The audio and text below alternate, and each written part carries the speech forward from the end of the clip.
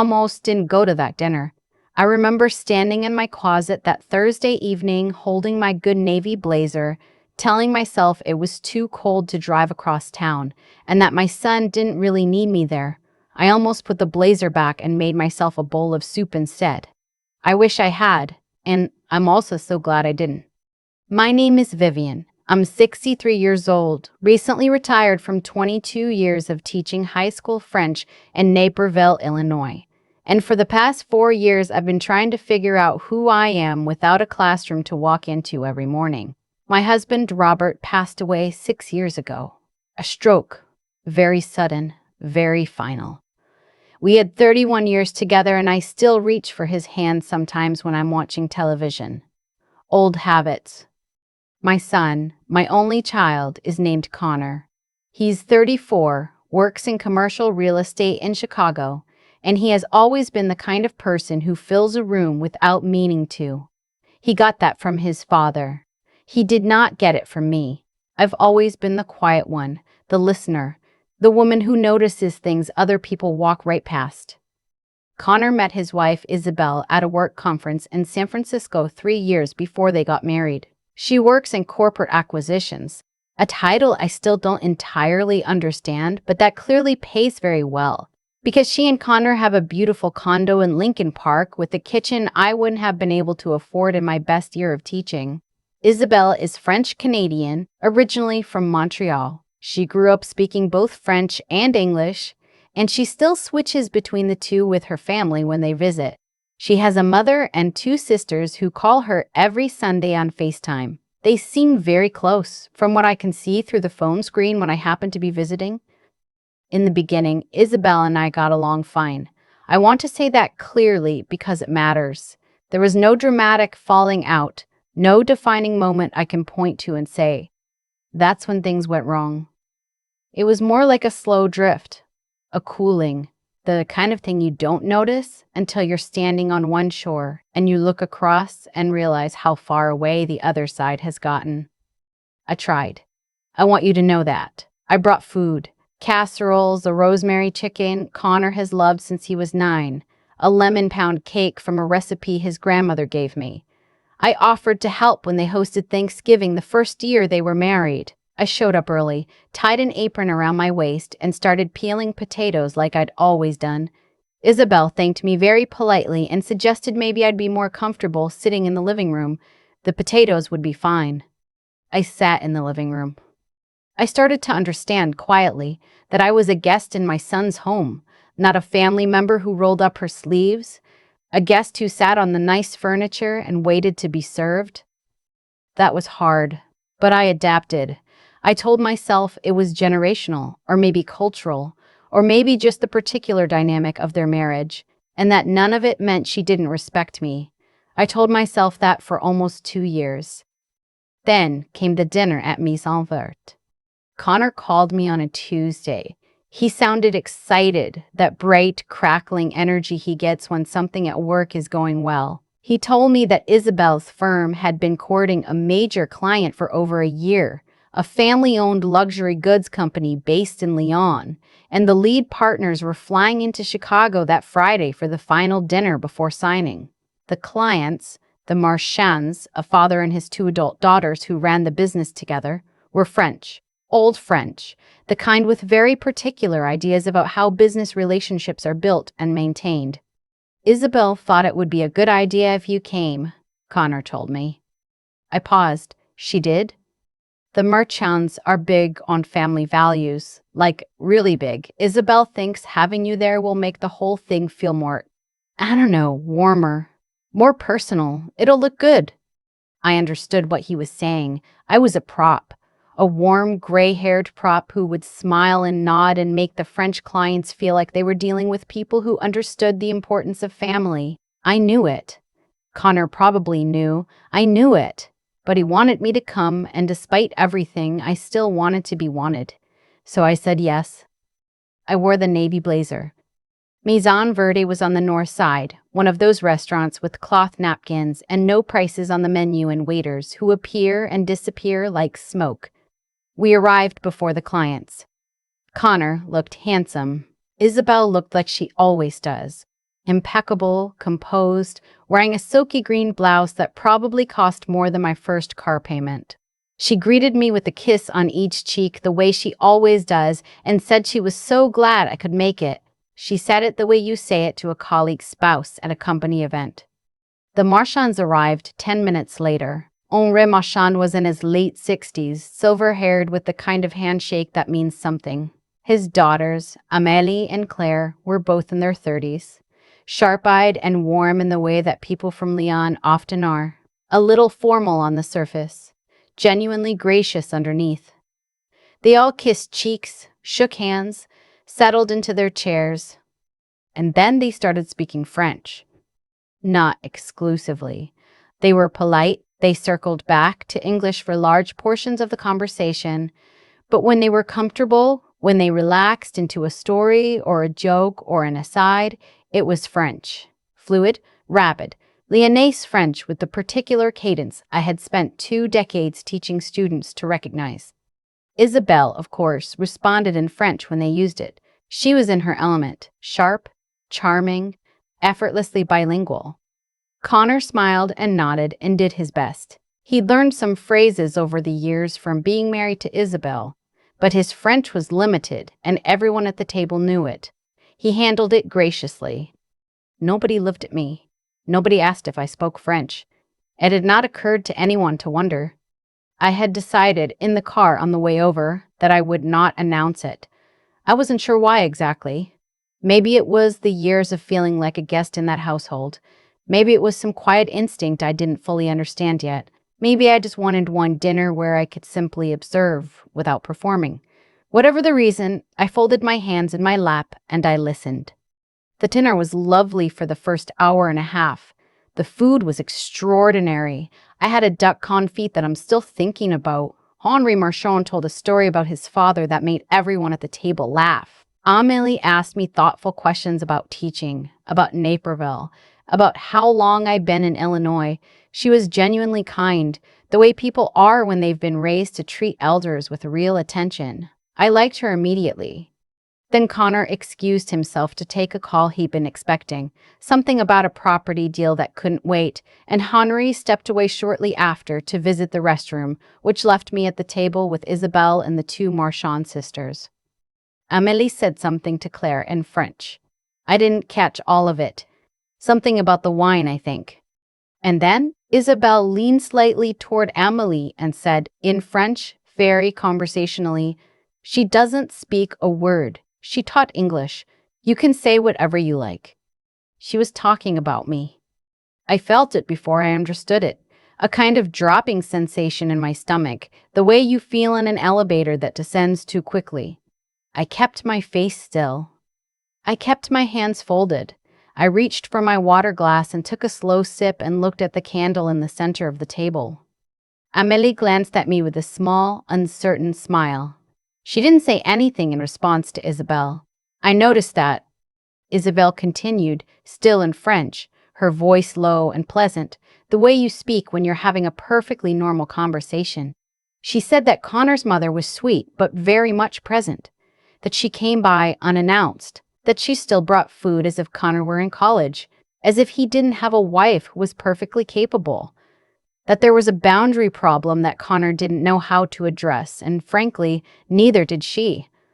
That it had been going on for years, that she hoped it would sort itself out eventually. She said it all very calmly, the way you discuss a minor logistical inconvenience. I did not move. I did not change my expression. I have 31 years of marriage and 22 years of teaching teenagers, and if there is one thing both of those experiences will teach you, it is how to hold yourself very, very still when everything inside you is doing something else entirely. Henri returned from the restroom. Connor came back a minute later, sliding his phone into his pocket with an apologetic smile. The conversation shifted back to the deal. Isabelle was brilliant, focused, precise, exactly what her clients needed her to be. I sat at that table and I watched her and I thought about the lemon pound cake I'd left on their kitchen counter 2 Sundays ago. I thought about the potatoes. I thought about all the times I'd made myself smaller, made myself quieter, waited in the living room. I thought about what she'd said, not announced, not performed. Said casually to a near stranger, as if it were simply a known fact about the household, the mother-in-law situation. Manageable, mildly inconvenient, certainly not worth serious concern. I knew in that moment that I had to make a choice about what kind of woman I was going to be in this next chapter of my life. The kind who absorbs it and says nothing, who goes home and cries into her herbal tea and calls it being the bigger person, or the kind who is honest, who respects herself enough to let the truth surface. Not cruelly, not for revenge, but because silence isn't always grace. Sometimes silence is just disappearing.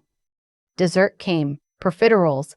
Connor said something to Henry about the cubs that made the whole table laugh. Isabel looked beautifully at ease. At the end of the night, when coats were being retrieved and goodbyes were being said, Henri Marchand shook my hand and then, to my surprise, held it in both of his for a moment. He said in French that it had been a real pleasure to meet Connor's mother, that family is the foundation of everything, that you could tell a great deal about a person by how they treat the people who came before them. And I looked at him and I responded, in French, full sentences. My best Naperville via Alliance Française French, which is, if I do say so, quite good.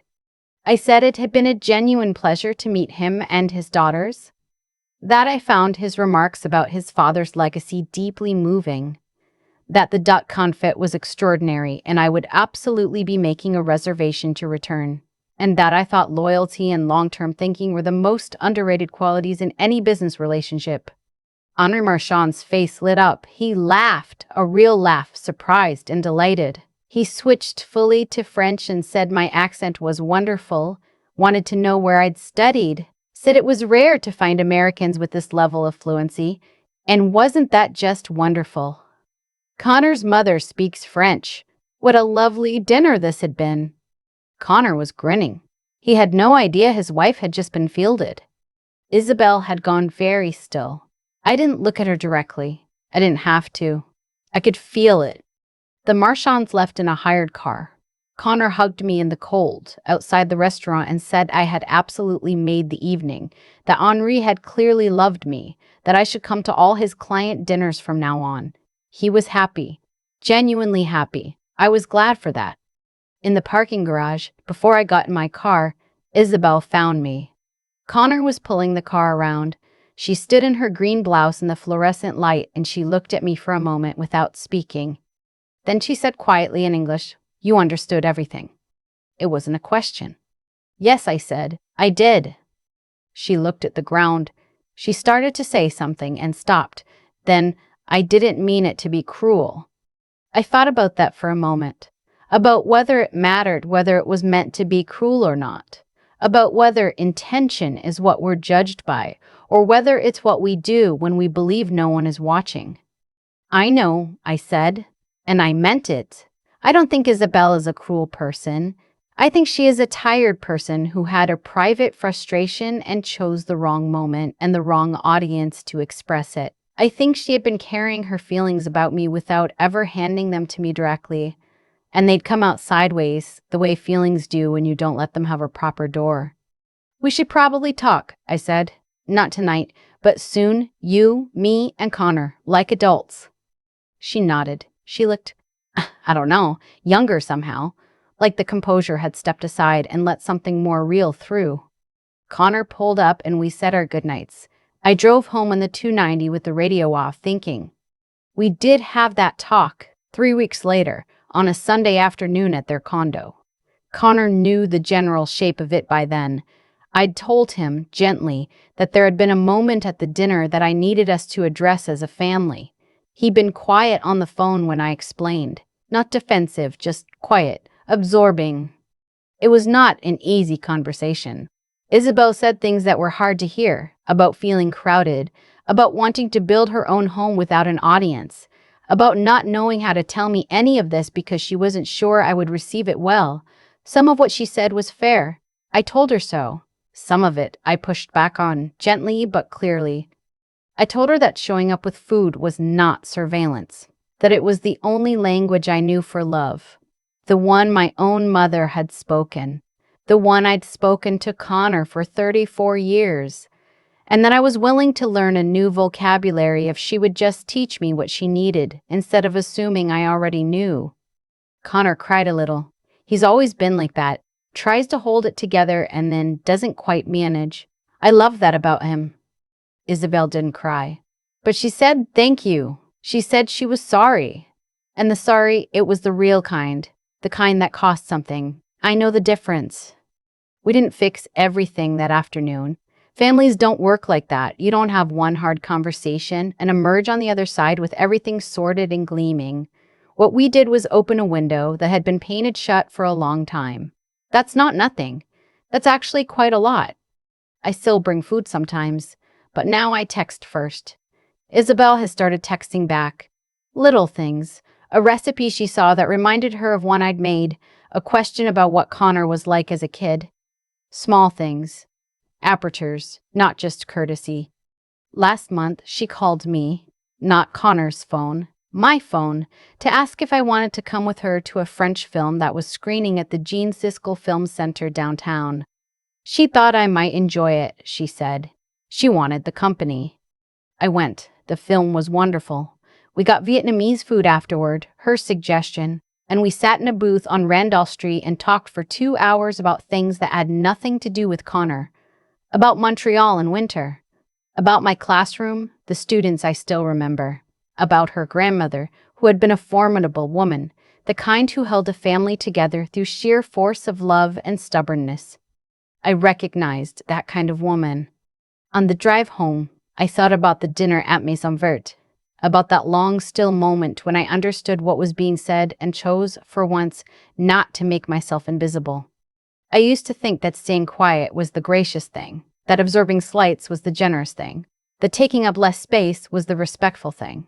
I spent a long time believing that, and I think a lot of women my age were taught the same lesson in different words. But there's a difference between grace and erasure. I know that now. You can be soft and still be present.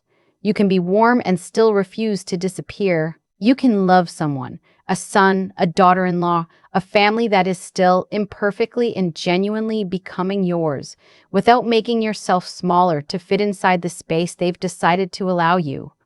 You don't have to announce it. You don't have to perform it. Sometimes you just respond in the language you know, clearly, calmly, in your own voice. That's enough. That has always been enough. And if there's anyone out there who has been sitting in the living room, waiting quietly, wondering if your presence is an imposition, it isn't. You are not an inconvenience. You are not too much. You are a person who has lived long enough to know several languages, and you are allowed to speak them. I've been sitting with this story for a while now, turning it over the way you turn a smooth stone in your palm, not looking for answers exactly, just feeling the weight of it. What I keep coming back to is not the moment at the restaurant. Not Isabel's voice dropping low over the bread basket, not even the French rolling out of my mouth at the end of the night while she stood very still. What I keep coming back to is the drive home. The 290 with the radio off, the way the city lights blurred past, and I thought about the kind of woman I had been for 63 years, and the kind of woman I still had time to become. Here's what I've come to understand. The way things unfold in our lives is rarely random. Not in any mystical sense, I mean it practically. The choices we make, day after day, in small, unremarkable moments, accumulate. They build the architecture of who we are. Isabel had been making small choices for years, to say things behind closed doors rather than open ones, to manage rather than communicate, to treat a person as a category rather than a human being with ears and a history and feelings she hadn't bothered to ask about. Those choices didn't make her a villain. They made her someone who had gotten away with something long enough that she forgot to consider the cost. And then, one Friday night in a restaurant on the north side of Chicago, the cost arrived.